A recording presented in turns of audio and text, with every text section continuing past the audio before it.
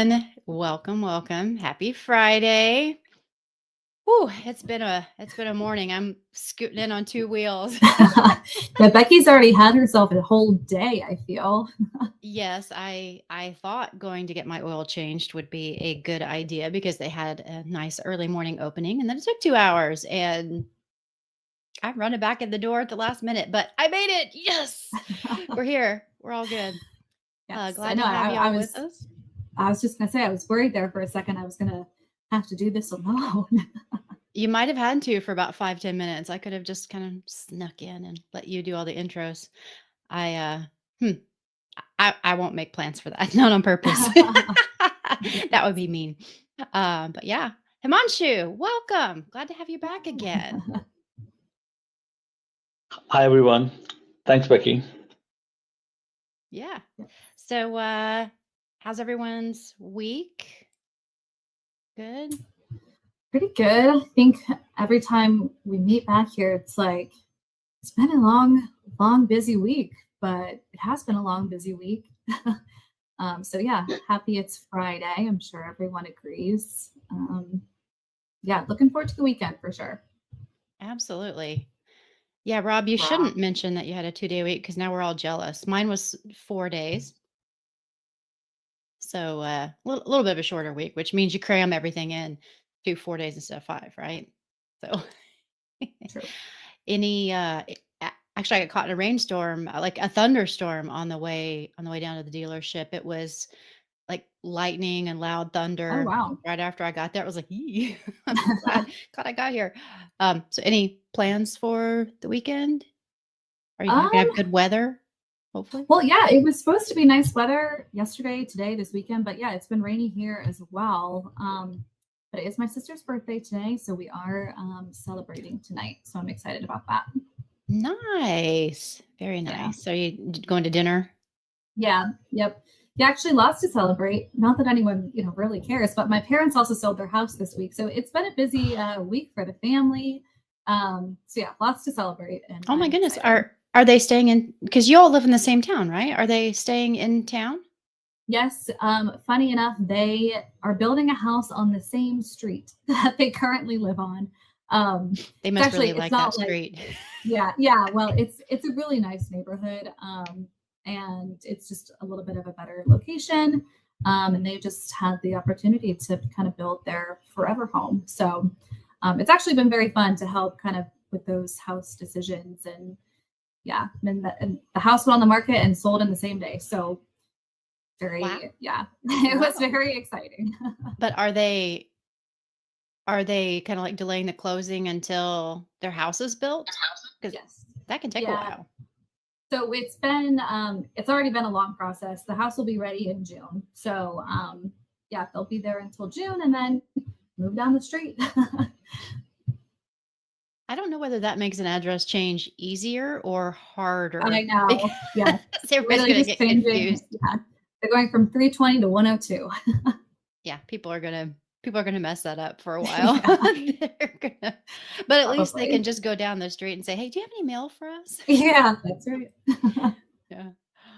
Well, awesome. What about you, Himanshu? Are you doing anything fun this weekend? Yeah, so actually, I'm going to go on a road trip.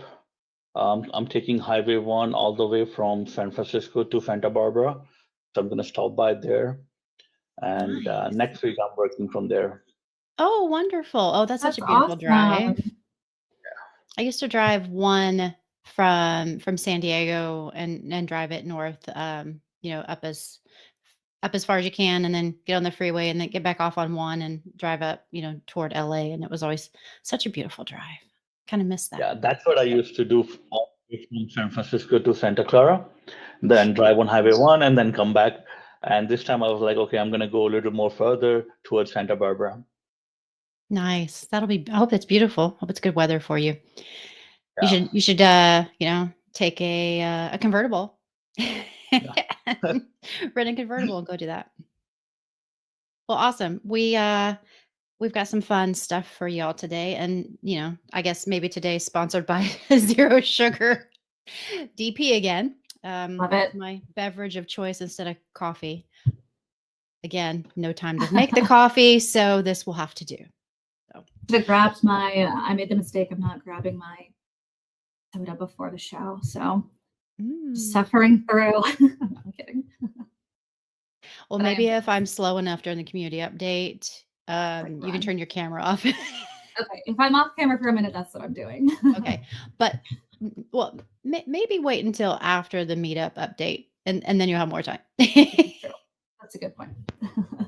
Oh, so Sam is saying come all the way down to the OC and say hi, but it's not weather for a convertible right now. Cold with a heavy marine layer in the morning. Yeah, that's usually like the morning stuff that mostly used to burn off during the day, but who can tell with this weather right now? Can't predict it. Yeah. So, as usual, we're going to do community and meetups, a little bit of product news, and then Himanshu is going to jump into giving us some information about Password Manager and what's going on there, and then do a demo, and then we will jump into IT news. And I've got some interesting things from something I went to last night that I'll talk about as well, because I think it applies to this crowd quite a bit, and kind of an interesting topic around digital assets and stuff like that. So with that, community, we've got a couple of questions that could use some help. Marquito had asked about adding a device in device group in agent installation on Windows and would like some help figuring that out. And Leor Moran asks about commands and software management depending on user groups. So we will post those links. They'll also be in the show notes. Please go see what you can do to help. And a couple of new blog posts since last week as well on the Radical Admin, talking about staying relevant in IT and also MSP services pricing. If you're from an MSP and you struggle with pricing, that might be a good thing for you. And one other thing, if you haven't noticed yet, we've got some new badges in the community. Hopefully you've noticed them if you've gotten them. A couple weeks ago, we added topics. So if you've started a new topic, you will get a badge for that. And then we threw in kudos. So if you give or receive kudos, you actually get some badges for those too. I just loaded the beginner badges for that, but you do get a badge for kudoing other people. So go out there and give people a thumbs up for when they give good content, and hopefully you will get some when you create good content as well. I do try to go through and kudo people when I can, just to say, hey, good job. So we're all cool kids, Charles. That's why we're here, right? That's why people are in the community, because they're cool. It's the cool place to be. Rob, yes, we do need badges. We do. They're fun, and our team has done a great job of designing those. And we've got more in the wings. So just every few weeks, I'm going to be hopefully dropping those and kind of surprising you. So wait and see what you'll find.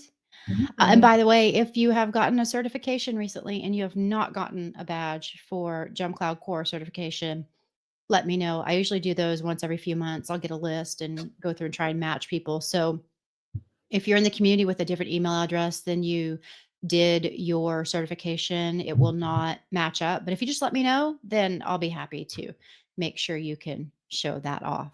So with that, Alexa, what's going on in Meetup World? Yes. So a reminder from last week, and I know Keith is on today, but the Twin Cities Mac Admins group is reactivating. So super exciting. Keith is kind of heading that up for the Twin Cities group. And we're helping them out with sponsoring the event and just helping them get started. So we're super excited. So if you're in the Twin Cities area, or will be on April 26th, make sure you register. That's going to be at Bad Weather Brewing Company in St. Paul. They have an Eventbrite, which I will drop in the chat, and it will, of course, also be in the show notes.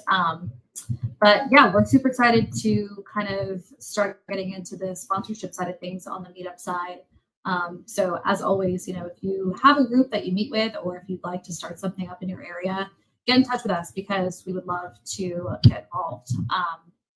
Yeah, so Heath, once again, thank you for reaching out and taking advantage of that. And we're looking forward to seeing how that goes and sending some nice JumpCloud swag and all the good things. So yeah, again, that is April 26th, and I will drop the Eventbrite link in the chat.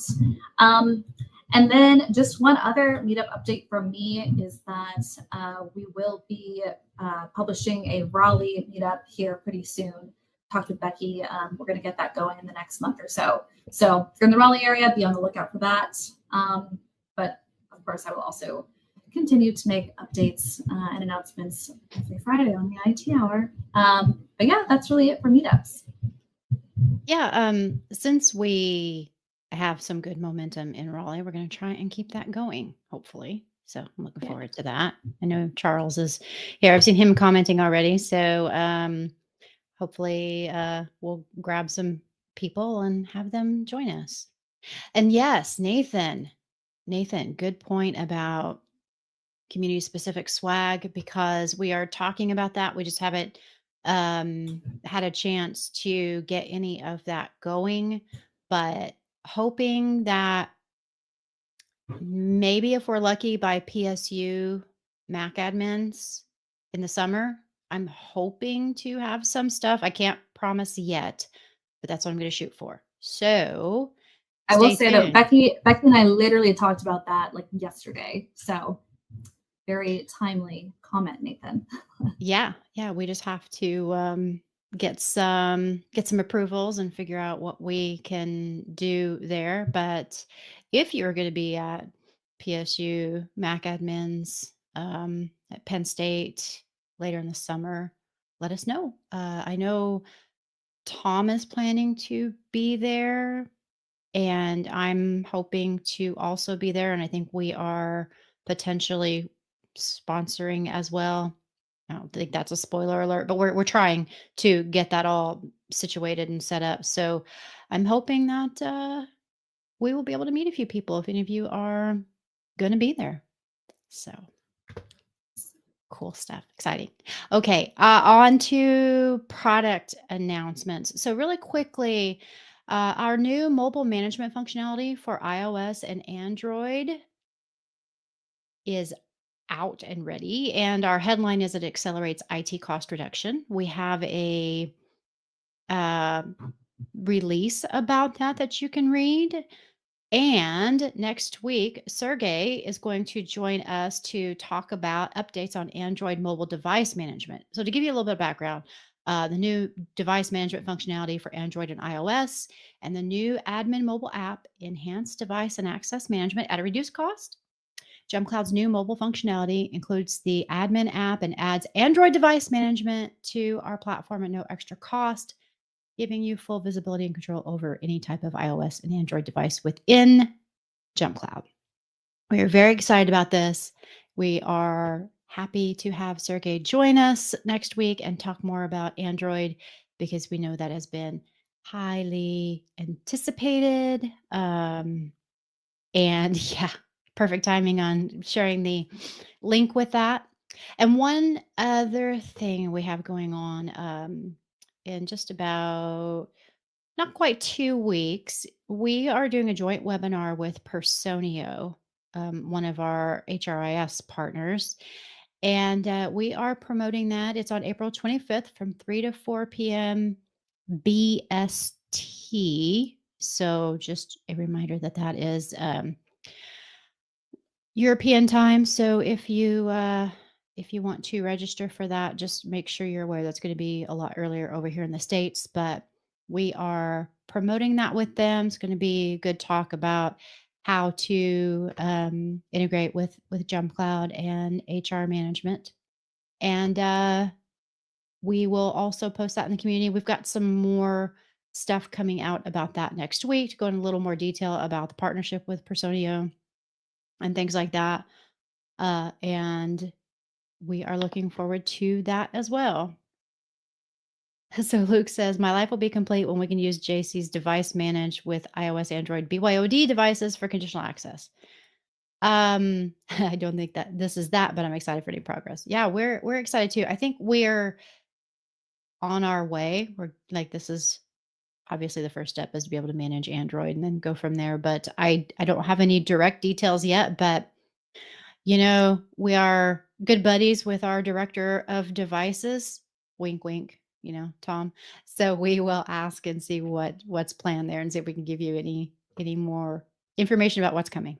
Yeah, and maybe something Sergey can address next week also.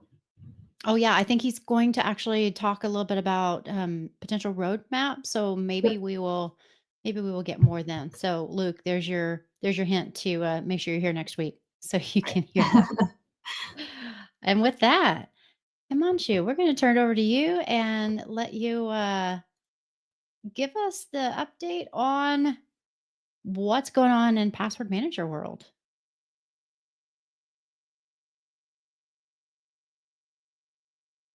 I think, are you muted right now? Yes. Thank you. Yes, so let me share my screen. And all right. So first, I'm going to go over the slides, and then there's going to be a live demo. Last month, when I was here, we talked about the enhancements we made in Password Manager related to Password Manager Health, adding some more enhancement into the desktop application. So this month, it is going to be all about desktop applications. What are the changes we made it there, and how we made it much more easier for an administrator to assign a shared folders on the desktop app. First item is about Password Manager pin reset. That was the main key feature which was missing on our product, that if a user loses their pin or they don't remember what pin they were using, they have to go through a complete uninstallation, installation, admin involvement. But now with the reset pin, this is independent from, there's no involvement from administrator. As a user, if you forget your pin, you just click on the reset pin option and you will receive an email with the verification code, and you will follow the process to reset the pin. That's make the end user experience much more convenient. No admin involvements are there. In the back end, you will have a directory insight event which will tells you that particular user has reset the pin. Another feature we added into our desktop app is related to our password history. So now in our password manager, you can go back and restore one of your previous passwords there. There is no timeline. From the day you start using JumpCloud Password Manager with a specific account, every time you change the password, this history is going to remain there. So let's say if your organization have a configuration that you cannot use your previous 2 passwords. So it's very hard to remember which one to use, because every time people forget that what password they want to create. So that's where you can go back 1 year back or 6 months back and restore one of those passwords. Or you can see, okay, I have used these passwords in the past. I need to write something else when I'm creating a new password. The next one is about assigning a user group to a shared folder. So far in the past, we only allow folder manager or admins to assign a users. That's where there was a lot of confusion there, because there are hundreds of employees in the org and you have to manually search their name and select the user, which user should have access to that particular folder there. But now we are allowing an easier access where you can select the user group. You can create a group for marketing. This is a marketing group, and you make sure all the folders related to marketing have access there. And if you want to remove a particular user, you can just remove the user from the group. You don't have to make any kind of additional steps for shared folder.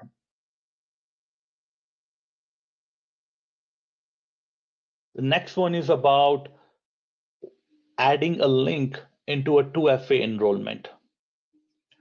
Earlier, you have to go through 3 different steps in order to link a TOTP account with the existing password manager accounts.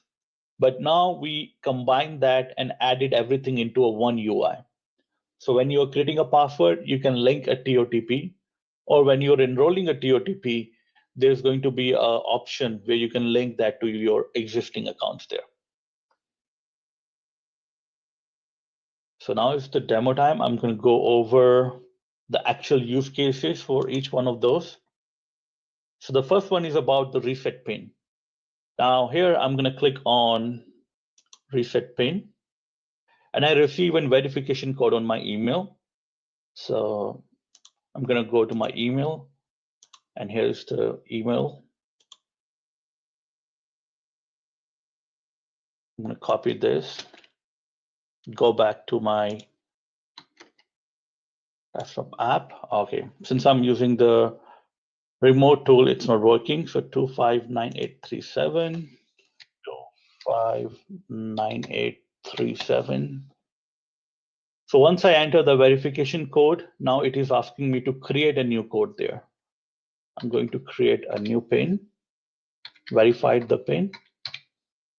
Once the enrollment is done, in order to make sure the security purposes, you are the person who's logging in, we are going to ask you to provide your PIN one more time before you log into the application. So I entered the code here. So now here I log into my desktop application there. Now the second feature is about the password history. So as you see my 163 account, you see a small drop-down button here, which will show you a password history. But if I go to any account which doesn't have more than one password, so you don't see that option there. So I'm going to go back to 163, click on that drop-down menu, and click on password history. So it shows me that all the passwords I have in the past. If I want to restore one of them, I can click on restore, and that will replace with the existing password. Or if I just want to see, because I want to make sure that I'm not using this password when I'm creating a new password.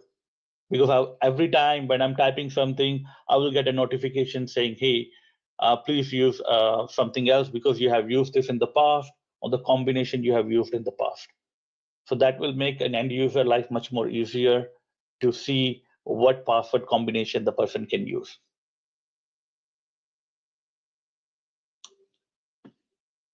The next feature, which is about a folder shared access. So now I will go to a folder called sales. And since I'm a folder manager for this particular folder, when I click on user groups or users, it gives me all the information there. Now, if I click on edit, I have an option, which group I want this folder to assign. So I want the sales teams and the passwordless team, group team, to have access to this shared folder. So I click save, and then that folder will get assigned to them. Now I will go to another folder, which is a demo test folder. When I click on it, it's going to show me a message there. Since I'm just an item manager for this folder, so I don't have privilege to assign any user to this folder. So that's why it just shows you do not have permissions there.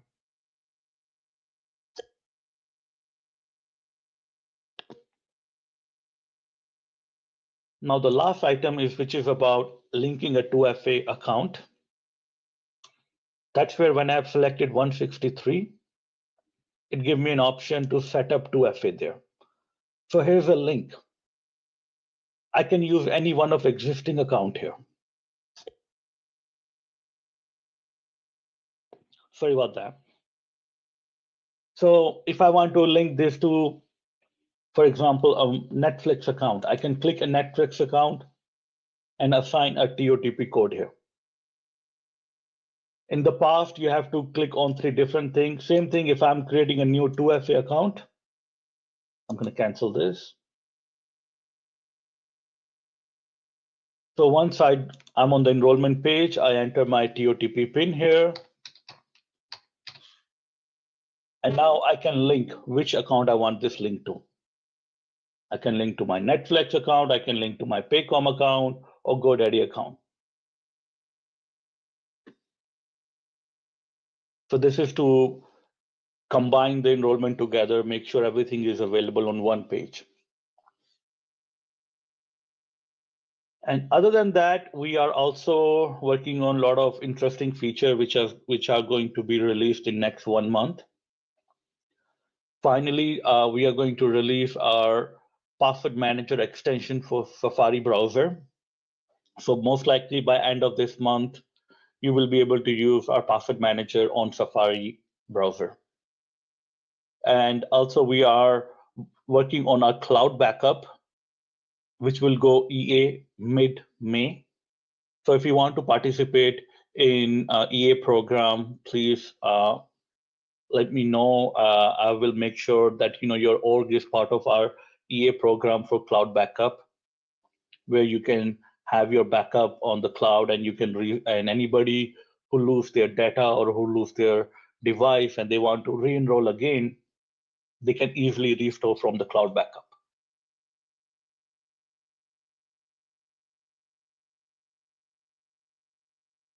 All right, that's all I have for today. Awesome. Thank you. We did have a question from Brandon. Can you add TOTP via a QR code? Some vendors do not provide the text for their TOTP setup. As of now, there is an option only to enter with the PIN, but yes, I will definitely add that into our feature request and see if we can add a support for the QR code there. Awesome. That is great to hear. And then here's another one. Let's see. Nathan asks, are there enhancements planned to address the speed in which the desktop app launches? Any plans to have a start minimized option? I have a high-end MacBook Pro, and it is puzzling how slow launching the app is, and it's kind of obtrusive, especially when launching at startup. So we are going to completely redesign our desktop app. We are making some changes in the back end, the libraries, and so on. This is targeted for Q2. So yes, in future you will see much more faster performance with a desktop app. Great, awesome. And then can you tell us how someone would become a part of the Cloud Backup EA? Are we going to have maybe an announcement when we're getting ready to do that and ask people to email us to join? Yeah, so I'm working on the whole EA release plan, and most likely next week I will have all the process and the email sent it out to everyone who want to participate for that. Great. Awesome. Any other questions from the crowd? I'm not seeing any right now, but we will. Good to hear on app rewrite. Additional management options would be great as well. Drag and drop of items, etc. So hopefully that'll help with your feature requests as well. And Nathan, if you have not put in a feature request for that, that would be a great idea if you have some time to do that, because that'll help them make sure they've got it on the list and things like that. So please do so. Anyone else who has any, requests for password manager, you can do that from within the console. And you can do it in, I think, from within Slack too, but I'll double check. I know we have it on our internal Slack. I'll have to check and see if we have it in the lounge. But yeah, we will make sure that we let everyone know when the EA is coming up so you can sign up if you want to. And with that, if you have any more questions, feel free to drop them in. We are going to move over to IT news and stuff. But right before we do that, I wanted to tell you about an interesting thing I went to last night. I think I've mentioned before that I'm part of the Association of IT Professionals. We call it AITP. It's a local chapter. And we had a forensic investigator there.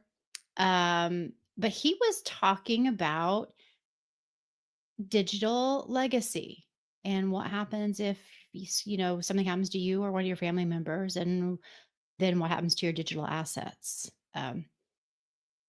So When you hear that, Alexa, what do you think? Like when you think of your digital legacy, does that what does that sound like to you? Yeah, no, I'm not totally sure, but yeah, my mind went to like social media, the accounts you leave behind online and things like that. Yeah. What about you, Himanshu?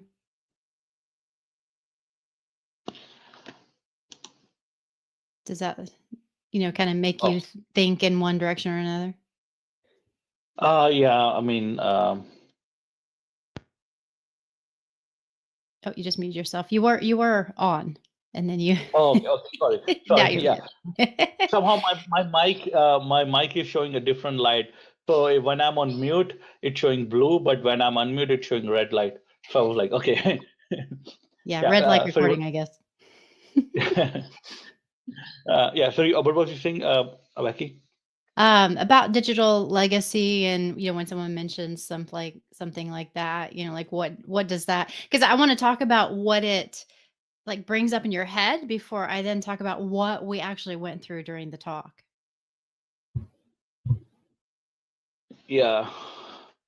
Uh, this is like again a controversial topic about digital identity and all. Yeah.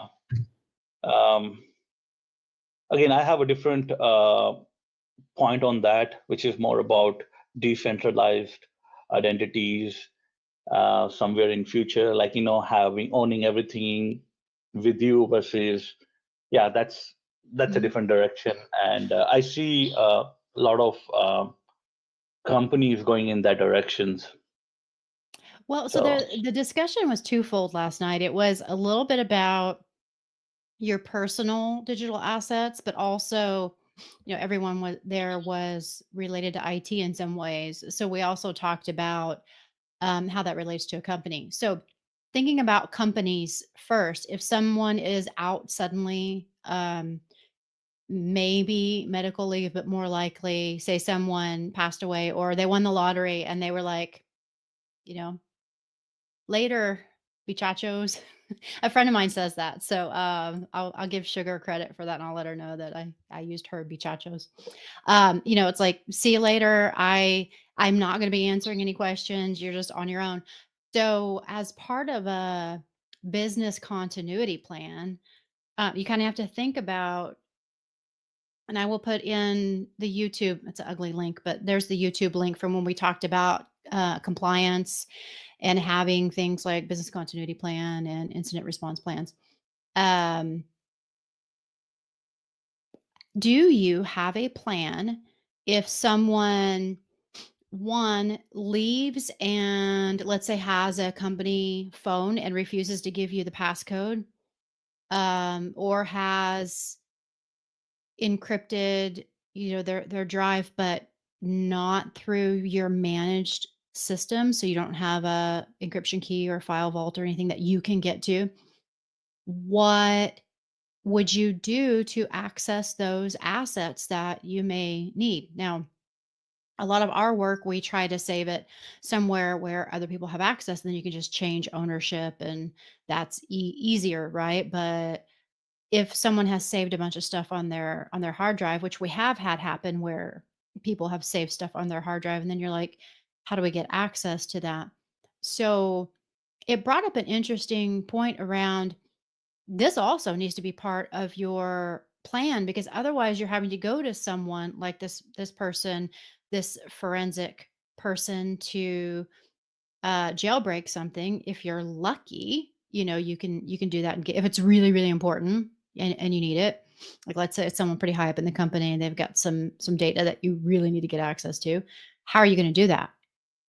And then we talked a little bit about families and your personal digital legacy, because we're actually not just talking about.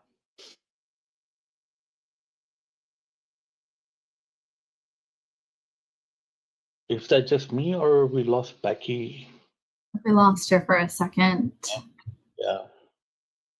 It's a cliffhanger, a dramatic pause. That's right.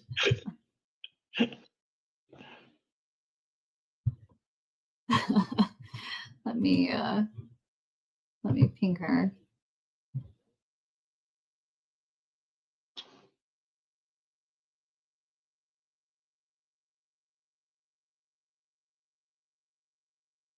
Now we wait. Wish I could jump in and tell the end of the story, but Yeah, that's like a perfect pause there to keep I the know. suspense. DLP, dramatic long pause. Yes. She probably does need another coffee or another Dr. Pepper.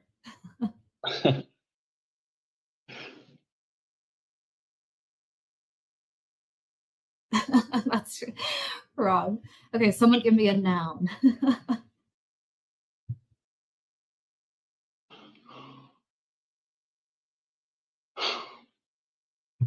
These comments are great.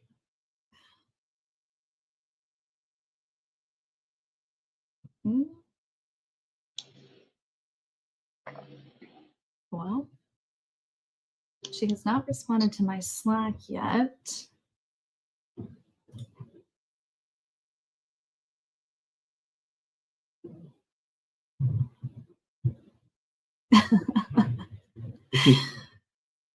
for Becky not found.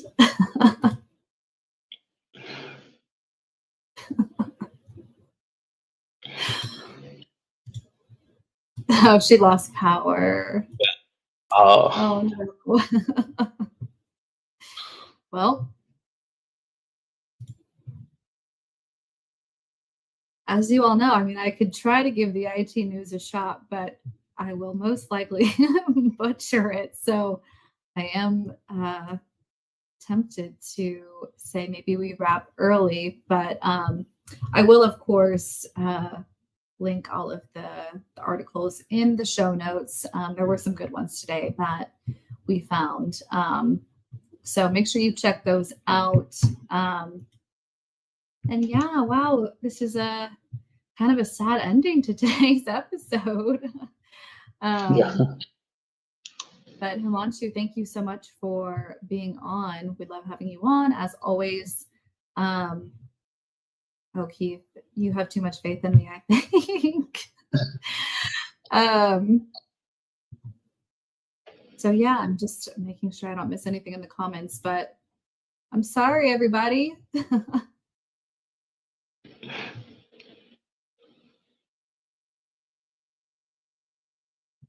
Oh, she said she's trying with her phone. Okay, we'll give it a minute. Everyone say a prayer for Becky.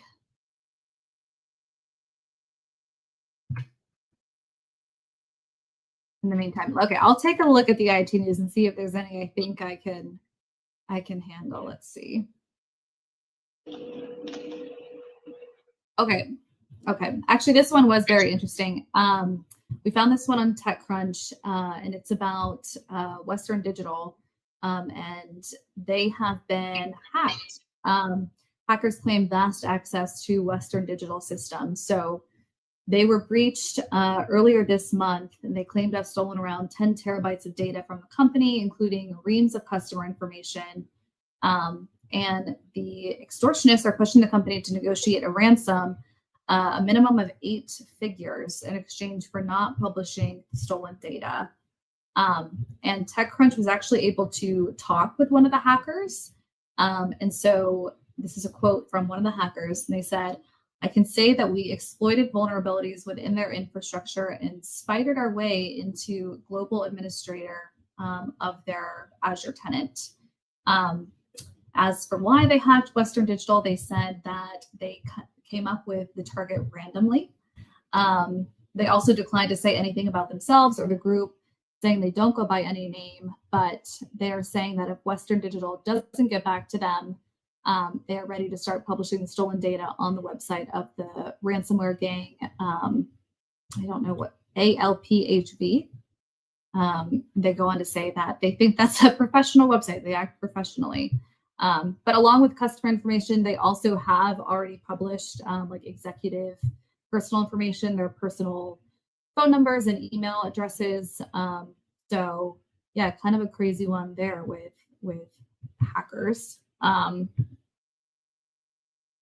Yes, Jeff, they've been hacked again. Becky also has an update, side note. Becky says it's just spinning. So I don't think we're going to get Becky back. unfortunately. So let's see. Okay, another one we found from Ars Technica. So NYPD RoboCops. So New York City has attempted to utilize robots in the past to help them with their police work, but there was public outcry against it, so they ended up getting rid of the program, but they're trying to bring it back. So yes, they're trying to bring back the idea of policing the city with robots. The department experimented with Boston Dynamics Spot in 2021, but shut the project down after a public outcry from civil liberties groups. But the new mayor has brought the idea back. Most police departments already have an arsenal of robots, but they're usually for bomb disposal. And that's pretty much their primary job, and not the day-to-day patrolling work that the city now envisions. However, New York City wants semi-autonomous robots patrolling the streets. So the new mayor, Eric Adams, says, if we were not willing to move forward and use technology on how to properly keep the city safe, then you will not keep up with those doing harmful things. So kind of an interesting one there about the future of maybe how we work with technology to keep everyone safe. But yes, definitely an iRobot situation. Let's see. Yes, Sam, unfortunately, did not turn back on again. All right, everybody. I think we'll end it there. I don't want to do this a disjustice. So thank you for bearing with me.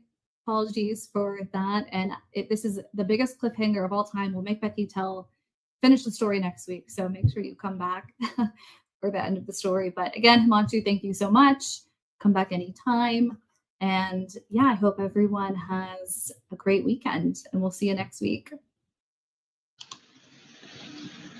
Thank you, everyone. Bye.